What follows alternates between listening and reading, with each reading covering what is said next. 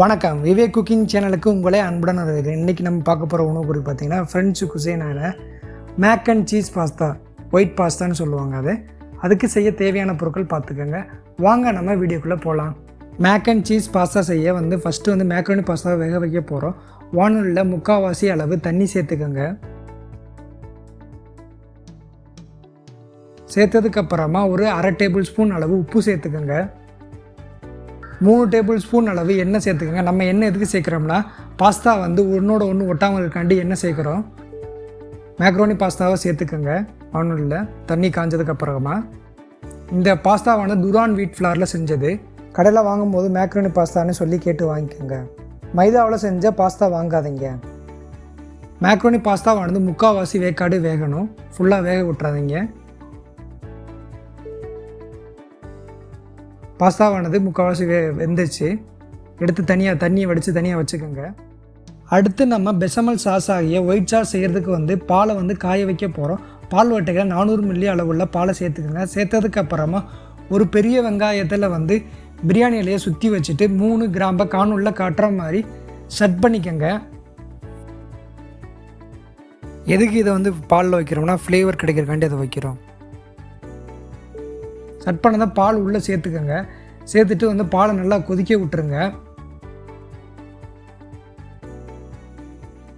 பாலானது நல்லா கொதி வந்துருச்சு. கொதி வந்ததுக்கப்புறமா வெங்காயத்தை தனியாக எடுத்து வச்சுருங்க. அடுத்து நம்ம சாஸுக்கு தேவையான ரூ செய்ய போகிறோம். ஒயிட் ரூ செய்ய போகிறோம். ரூங்கிறது பார்த்தீங்கன்னா equal quantity of flour and butter. வானலில் நல்லா காஞ்சதுக்கு அப்புறமா 50 கிராம் அளவுள்ள பட்டரை சேர்த்துக்கோங்க. பட்டர் நல்லா மெல்ட் ஆயிடணும்.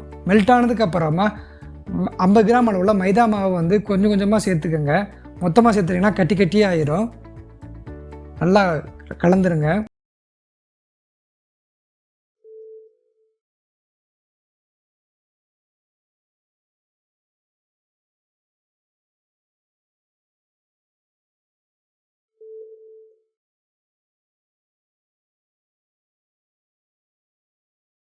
நல்லா கலந்தாச்சு. ரூவானது ரெடி ஆயிடுச்சு.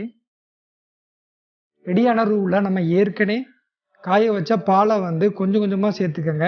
கட்டி இல்லாமல் சேர்த்துக்கோங்க.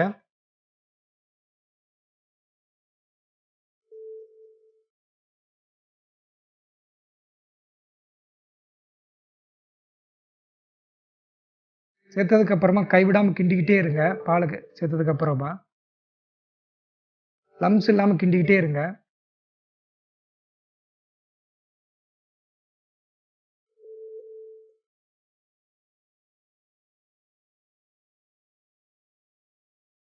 பெசமல் சாஸ் ஆகி ஒயிட் சாஸ் ரெடி ஆயிடுச்சு. ரெடி ஆனதுக்கப்புறமா நம்ம ஏற்கனவே செஞ்சு வச்ச மேக்ரோனி பாஸ்தா சேர்த்துக்கோங்க. சேர்த்துட்டு நல்லா கிண்டி விடுங்க. அந்த பாலானது அந்த சாஸ் ஆனது நல்லா கெட்டி ஆயிடணும்.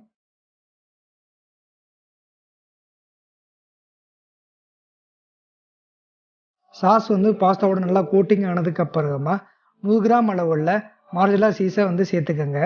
சேர்த்துட்டு நல்லா கிண்டி விட்டுக்கோங்க.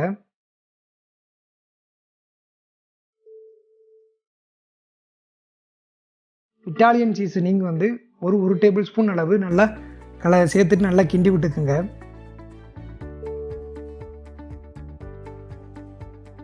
Mac and cheese pasta ready ஆயிடுச்சு. இந்த மேக் அண்ட் சீஸ் பாஸ்தா உங்கள் வீட்டில் செஞ்சு பார்த்துட்டு எப்படி இருக்குங்கிற கமெண்ட் செக்ஷனில் சொல்லுங்கள்.